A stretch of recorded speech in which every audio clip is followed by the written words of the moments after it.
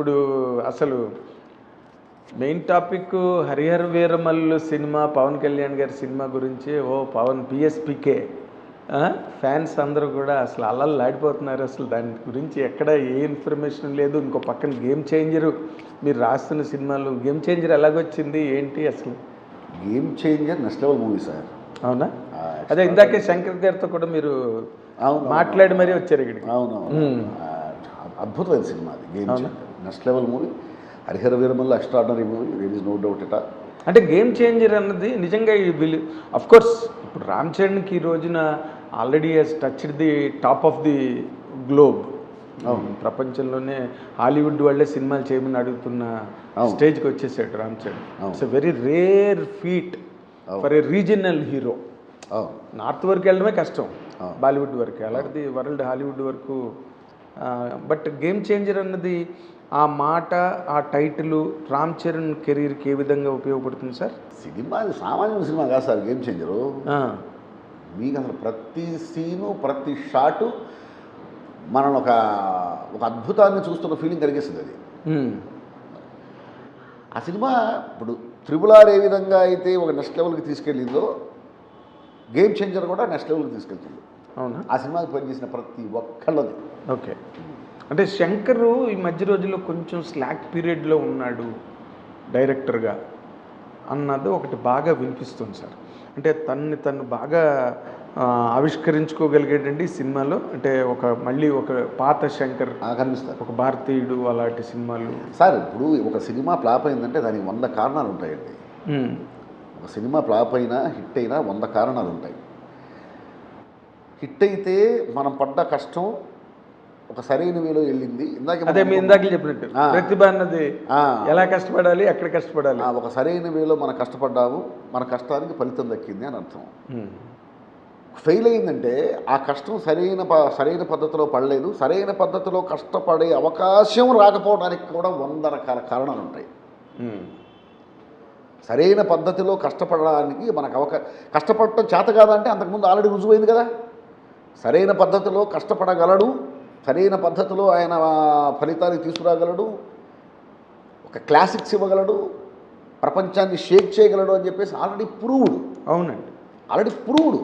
రోబోలాట్ cinema ఎవరు ఊహించని cinema తీశాడు కదా. అంతే కదా, ఎవరు ఊహించిన సినిమా తీశాడు, ఇప్పుడో తీసాడు ఆయన ఇన్ని. అవునండి. ఆ తర్వాత 1-2 ఫ్లాపులు వచ్చినాయి అంటే దాని అర్థం ఆయనకి తెలియకో ఆయన చెయ్యకో కాదండి. రకరకాల సర్కమ్స్టాన్సెస్ ఉంటాయి, రకరకాల కారణాలు ఉంటాయి. కానీ అంత పెద్ద డైరెక్టర్ అలాంటి వాటికి లొంగిపోవాల్సిన అవసరం లేదు. అసలు లొంగిపోవాల్సిన అవసరం లేదు సార్. ఇప్పుడు లొంగిపోవాల్సిన అవసరం లేదండి. అంటే కారణాలు మనం లొంగకపోయినా కానీ ఏదో జరుగుతూ ఉంటాయి, ఇది మనకు తెలియదు. ఇన్ని ఆయన దగ్గర కూర్చుంటే చెప్తాడు ఆయన, సమయం సందర్భం అంతే అంతే. ఆ సమయం సందర్భం 100 ఉంటాయి. అంటే ఇప్పుడు రోబోతో అసలు ఇండియన్ సినిమానే ఒక రేంజ్కి తీసుకెళ్ళిన వాడు Shankar. There is no doubt about it. మీరు ఇందాక అన్నట్టుగా already proved content Shankar. But Ram Charan వరకు వచ్చేసరికి ఇప్పుడు Ram Charan is on the top of the world. Top of the world. ఇప్పుడు తను తీసే సినిమా ఊరికే సౌత్కి సరిపోదు, లేకపోతే ఇండియన్ బౌండరీస్కి సరిపోదు. ఒక యూనివర్సల్ అపీలో లేకపోతే ఒక యూనివర్సల్ ఎక్స్పోజర్ ఉండేటట్టుగా ఉన్న కథ అయితే ఉంటుంది. అంతేనా? అలాగే ఉంటుంది. యూనివర్సల్ అపీల్ ఉంటుంది సినిమా. అంతేనా? అంటే ఏంటి, రామ్ చరణ్ ఫుల్ మాస్గా ఉంటాడా, లేకపోతే ఏంటి సార్? మాస్గా ఉంటాడు, క్లాస్గా ఉంటాడు, అఫీషియల్గా ఉంటాడు, హుందాగా ఉంటాడు, రగ్గిడ్గా ఉంటాడు. ఒక మనిషి జీవితంలో ఎన్ని రకాలుగా ఉంటాడో అన్ని రకాలుగా ఉంటాడు ఆ సినిమాలో. ఓకే. ఏంటి కంటెంట్ ఏంటి సార్ గేమ్ చేంజర్? కాదు, ఊరికే అంటే మామూలుగా శంకర్ సినిమాల్లాగే మనం మాట్లాడుకుందాం అనుకోండి. ఫర్ ఎగ్జాంపుల్ ఒక రోబో ఒక డిఫరెంట్ ఫిల్ము, ఒక భారతీయుడు ఇంకోటి, జెంటిల్మెన్ ఇంకోటి, జీన్స్ ఇంకోటి. ఇదేంటి ఫ్యామిలీ డ్రామావా లేకపోతే ఏంటి సార్ ఇది? ఎక్కడ ఏమీ లేదు దాని గురించి. గేమ్ చేంజరు అంతే అంతే. దాని గురించి ఏం చెప్పాలన్నా కూడాను డైరెక్టర్ గారి నుంచే వస్తుందండి. డైరెక్టర్ గారు ఇది ఒక పలానా విషయం లీక్ చేయండి, బయటికి వదలండి అన్నప్పుడు అది వస్తుంది బయటికి. ఓకే.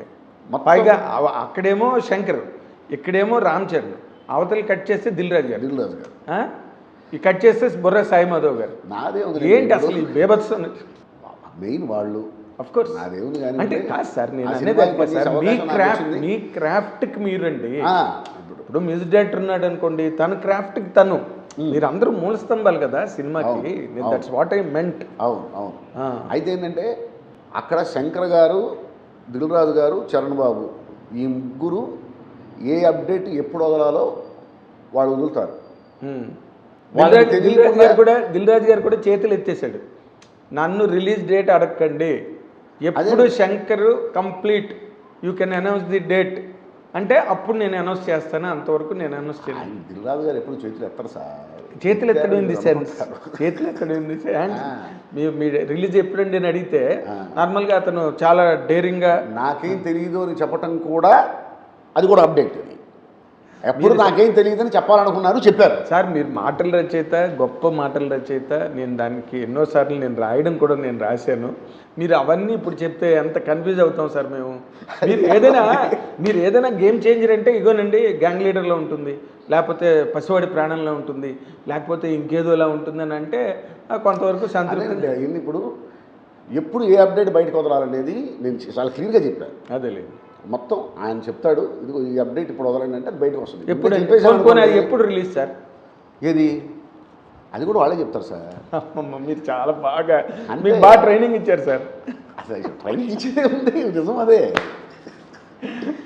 అంతే సరే వస్తుంది సినిమా. నేను ఒకటి చెప్తా, ఎక్స్ట్రాడినరీ మూవీ, అద్భుతమైన సినిమా. బ్యాక్ డ్రాప్ ఏమండి?